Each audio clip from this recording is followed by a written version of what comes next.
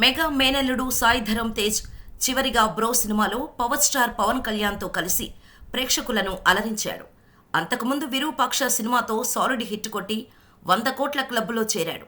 Accident తర్వాత తేజ్ ఈ 2 సినిమాలతో మంచి విజయాలను అందుకున్నాడు.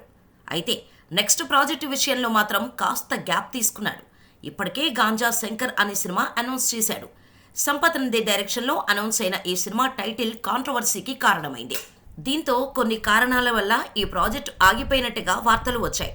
తేజ్ కూడా గాంజా శంకర్ పై క్లారిటీ ఇవ్వటం లేదు. ఇక ఇప్పుడు మరో కొత్త సినిమాకు రెడీ అవుతుండటంతో గాంజా శంకర్ అటకెక్కినట్టేనని చెబుతున్నారు.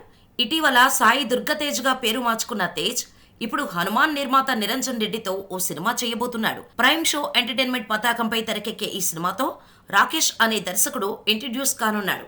ఇప్పటికే స్టోరీ ఫైనలైజ్ చేశారు. త్వరలోనే ఈ సినిమాను సెట్స్ మీదకు తీసుకెళ్లడానికి రెడీ అవుతున్నారు.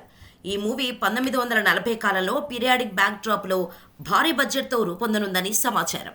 ఇప్పటికే ప్రీ ప్రొడక్షన్ వర్క్ స్టార్ట్ చేసిన మేకర్స్ జూలైలో రెగ్యులర్ షూటింగ్ స్టార్ట్ చేయడానికి ప్లాన్ చేస్తున్నారట. మరి సాయి దుర్గతేజ్ ఈసారి ఎలాంటి విజయాన్ని అందుకుంటాడో చూడాలి.